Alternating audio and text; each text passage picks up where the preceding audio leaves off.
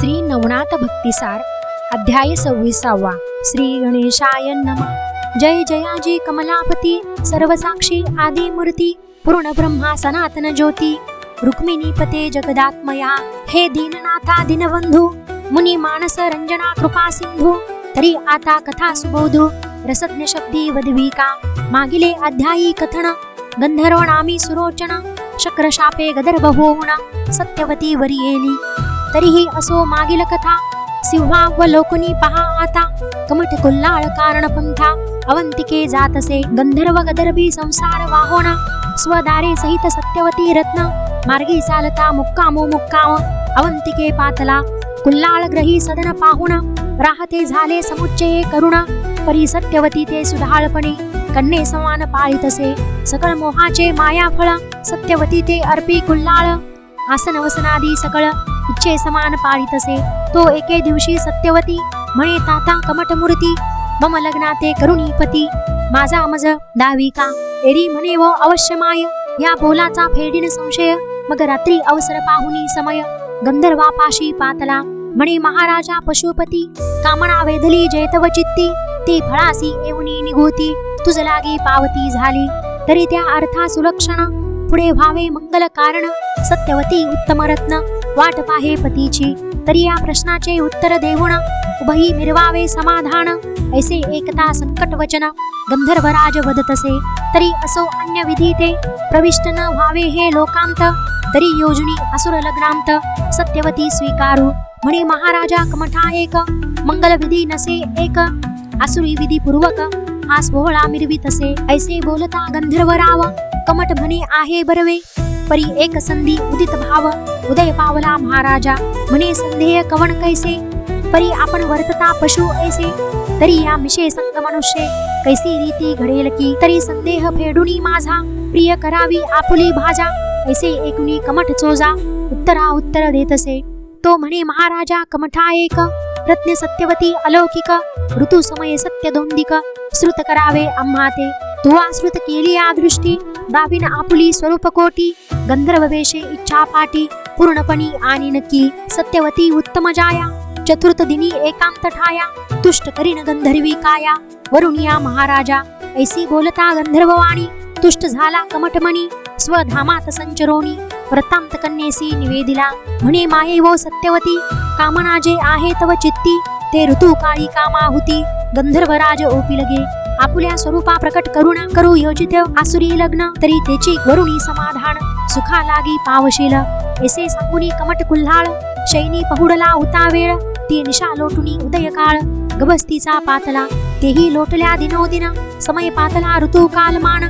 चतुर्थ दिनी कुल्हाळ जाऊन श्रुत करी गंधर्वाते म्हणे महाराजा गंधर्वनाथा योजिला समय आला आता तरी उभय काम पूर्ण होता स्वीकारावे महाराजा ऐसे बोलथा कमटवाणी वेश गदर्वी तक्षणी सोडुनी स्वस्वरूपा प्रकट करुण महिलागी मिरवला परी जैसा गबस्ती वस्त्राभरणी कनककांती कमटे पाहुनी चित्त सरती आनंद तोये हे लावे चित्ती म्हणे भाग्यवंत मज समान नाही या महित स्वर्गवासी गंधर्व दैवत मम गृही वर्ततसे आहाती धन्य सत्यवती बैसली से पुण्य पर्वती ऐसा स्वामी जे ते पती निज दैवे लादला राहिला परिवर्णनासी मती नसे बोलावया अनुसम्मती स्वर्ग फळची लागले हाती सत्यवती कारणे जैसे अमरा पियुष दान आतुडले मंथनी देवे करुणा की दानवांत नवनिधी धन कुबेर लादला पुण्याने की शिवमौळीचे दृढासन दैवे लादला रोहिणी रमण देवी गंधर्व सुरोचन सत्यवती ही लादली की प्रत्यक्ष सूर्य नारायण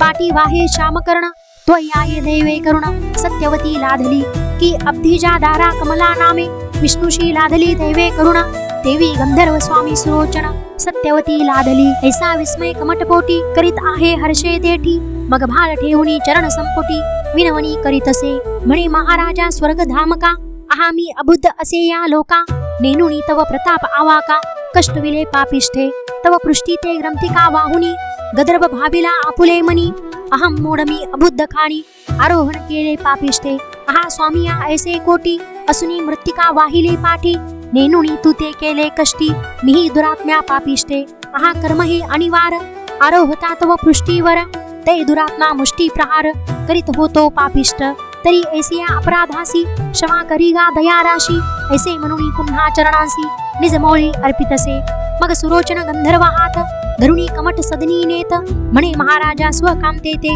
सांभाळावे सर्वस्वी. मग सुरोचन गंधर्वे एकांतासी वाचारिले सत्यवतीसी एरी एतांची शोडो शोपचारेसी गंधर्वराज पूजियेला. मग अति प्रीती संवाद स्थिती ऐक्य भावाने उभे रमती असुर विवाह कामार्थरती तुष्ट चित्ती मिरवले परी त्याच रात्री गर्भ संभवला सत्यवती प्रारब्ध योगे पुत्रवती जठरस्थानी राहिला या परी गंधर्वराज म्हणत असे सत्यवती भाज पुत्र सुखाते पाहिले चोज स्वर्गवास करीन मी.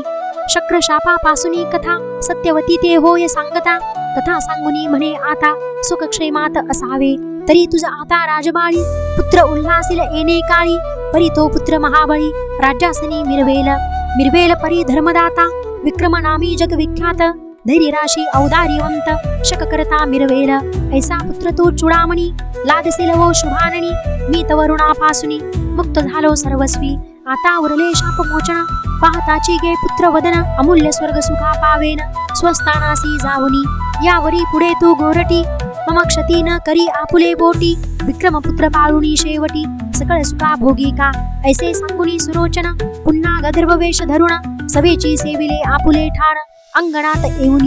या पुढे दिवसानुदिवस गर्भ लागला आहे वाढीस परी लोक पुस्ती कुल्लाळास सत्यवती कोणही एरू म्हणे मम कुमरी मोहे आणली आहे माहेरी गरोदरपण निवटल्यावरी पुन्हा जाईल स्वसदना. ऐसे जगताते करुणी भाषण तुष्ट मिरवे सकळांचे मन या परी तिथे नवमास पूर्ण गर्भस्थानी विराजले तो सुलक्ष समयो सुलक्ष स्थिती नक्षत्र कर्ण शुभ योगांती चंद्रबळ ताराणीती प्रसूत झाली सुलक्षणी बाळ पाहता शुभाननी तेजपुंज लावण्य खाणी ही सरळ तेज ओपुनी तरणी पाहुणचारी आराधिला पुढे होता संस्कारासी पारसे केले द्वादश दिवसी पाळणा घालुनी बाळकाशी विक्रम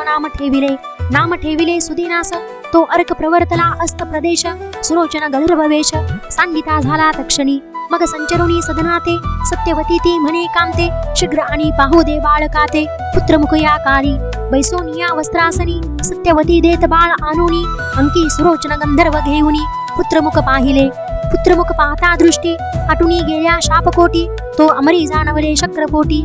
मातली ते पाठविले विमान रोहणा मातली घेऊनी येता झाला अवंतिका स्थानी शीघ्रदारी आसन ठेवूनी सदना माझी संचरला तो सुरोचन गंधर्व बाळ घेऊन परमस्नेहाने घेत चुंबन तो मातली सन्निध उभा राहून बोलता झाला गंधर्वाते म्हणे महाराजा सुरोचना मज पाठविले पाक शासने तरी आता आरूढोनी विमाना अमरस्थानी चलावे आता सोडुनी पुत्र मोहाते चला वेगी देवनाथ आहा वाट आपुली पाहात शापमोचन जाहलिया. ऐसे बोलता मातली वचन सत्यवती ते बाळक ओपून म्हणे कांते समाधान ठेवी आता जातो आम्ही. ऐसे बोलता सत्यवती म्हणे महाराजा गंधर्वपती बाळ तांडुले टाकुनी क्षिती कैसे जाता महाराजा तुम्ही गेलिया सोडुनी माते कोण आहे मम देहाते निडळपणी परदेशाते सोडुनी कैसे जाताजी. ऐसे म्हणून सत्यवती हंबरडा फोडीला वृत्ती अश्रू भरुणी नेत्रपाती दुःख सरिता लोटतसे म्हणे महाराजा तुझं कारण जनक माझा सत्यवर्मा जाण तुटला आहे निर्लोप होऊन कैसे सोडुनी मजा जाता. आहा महाराजा तुम्हासाठी सर्व सोडुनी भंडार कोटी जनक जननीची पाडुनी तुटी जोड केली म्या तुमची तरी आता मज सोडून तुम्ही जाता निढळवाणी माते करुणी दीनपण योग्य तुम्हा दिसेना. ऐसे बोलता सत्यवती हृदयी धरी सुरोचनपती चुंबन घेऊन अश्रू वाहती हुसोनिया वदतसे ऐके युवती शुभाननी तुझं स्मरण होता माझे मनी त्याच वेळा उतरुणी अवनी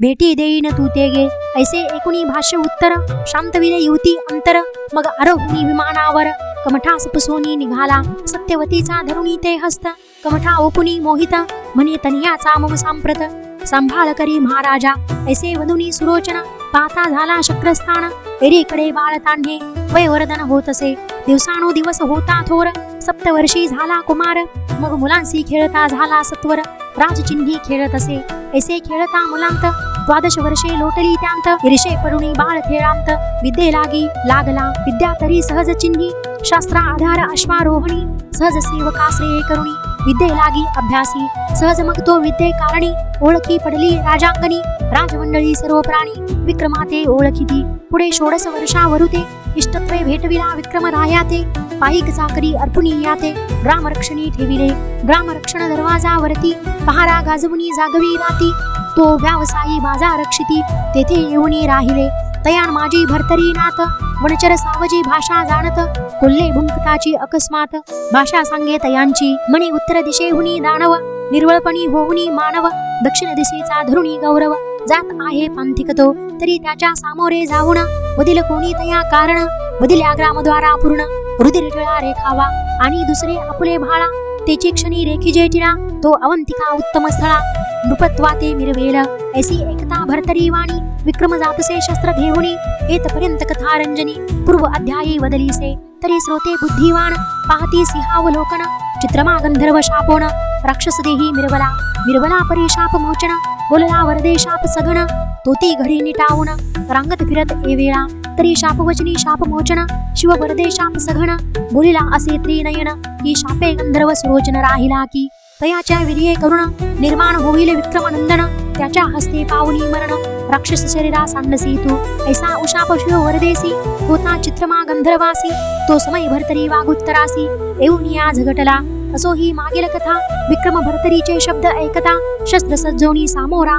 पंथा चित्रमा गंधर्वा होतसे तव चित्रमा गंधर्व राक्षसा परी करुणी भाव मानव रूप धरुणी स्वभावे येत आहे पांथिक तो येत आहे परंतु चार अमूल्य रत्ने तेज अपार मुष्टी घेऊनी राक्षस थोर मानव वेशे गमतसे तो विक्रम जाऊनी तया निकटी शस्त्र विद्ये ते विपुल जेठी सामोरा होऊनी मौळी दृष्टी असी लतेसी प्रेरितसे सकळ प्रहार भीता घाई राक्षस उलथोनी पडला मही प्राण कासावीस होऊनी देही पडता झाला तत्काळ मही पडता चित्रमा गंधर्व विक्रम प्रज्ञावान प्रसिद्ध वस्त्रे भिजवूनी रुधिरे शुद्ध भाळी टिळा रेखिला तो राक्षस होऊनी गतप्राण दिव्य देही निगे तेथुन गंधर्व रूपी स्वपदा पावून विक्रमाते वंदिले मग गंधर्व करिता सोये दृष्टी विमान उतरले मही तळवटी त्यात आरोहण करिता जेठी विक्रम पुसे तयाते म्हणे महाराजा राक्षसपूर्ण स्वर्गा करू जासी गमन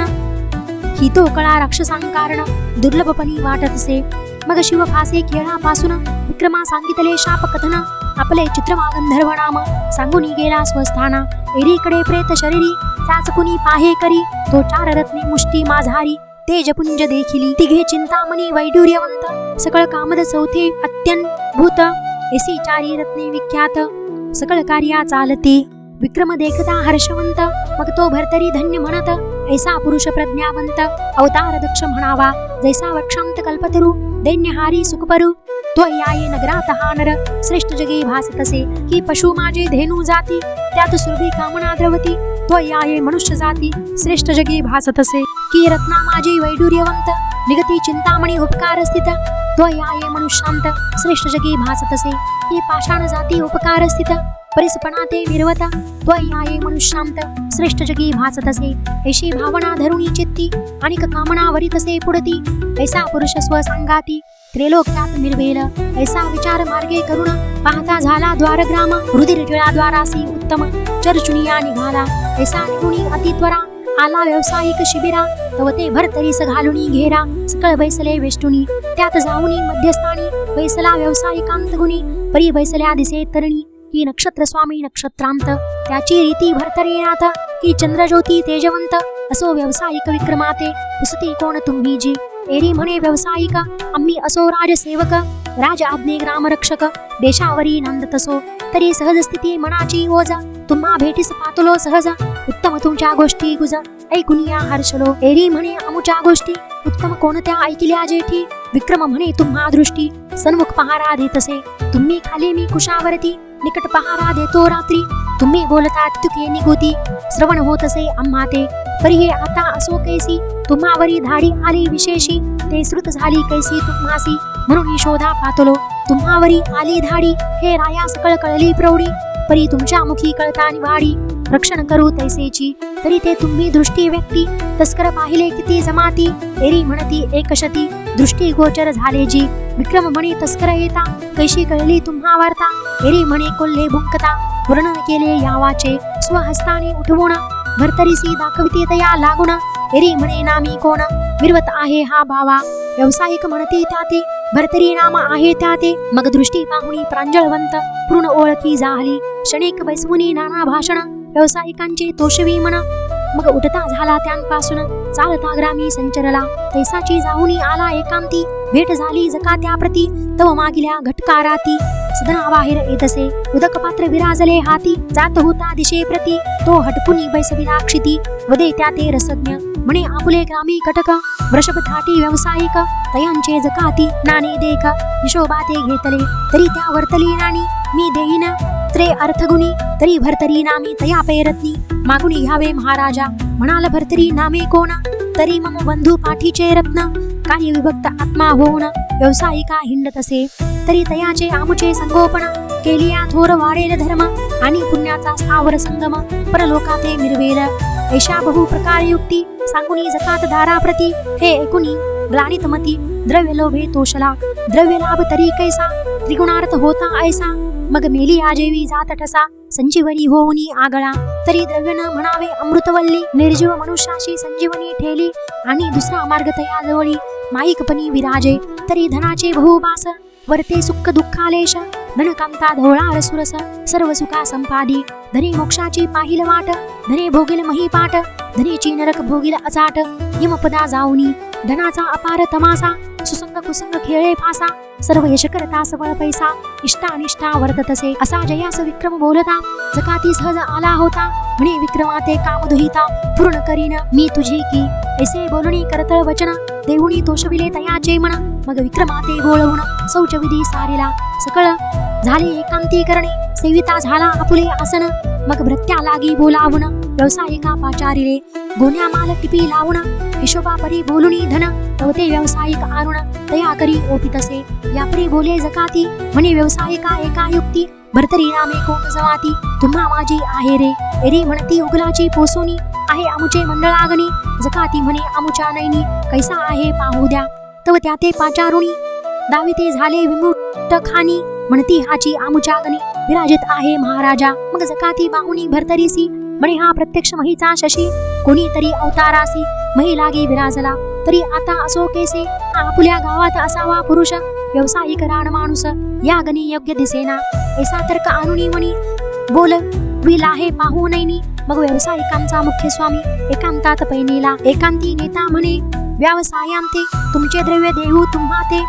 माफी चिठी करुणी जी त्वरित तुम्हाला की बोलवू, तरी पुन्हा परतोन माल आम्हा सबळ भरून. तोवरी तुम्हा सवे ठेवून ग्रामवस्ती येथे असावे, म्हणशील तरी निराश्रित होते ठेवूनी नाही जात. बाकी साकी येणे आम्हा ते गावाण माझी उरली असे. तरी सकळ हिशोब प्रकरण माहित आहे जकात्या कारण, तरी त्यापासी शेर घेऊन तया संमती वर्तावे. मग अवश्य म्हणी भरतरीनाथ राहीन म्हणे सर्वा संमते, देणे घेणे सकळार्थ उकळूनी येईन माघारा. ऐसे म्हणून त्वरा करीत व्यावसायी घेऊनी भरतरी ते, येऊनी शीघ्र जकात ग्रहाते तया हाती बोळविले. ओपिले परी कैसे बोलण की तुमचे ग्रही आमुचा कडी जाण. ग्रामावळी ते वसूल करून जकात तुमची सावरील,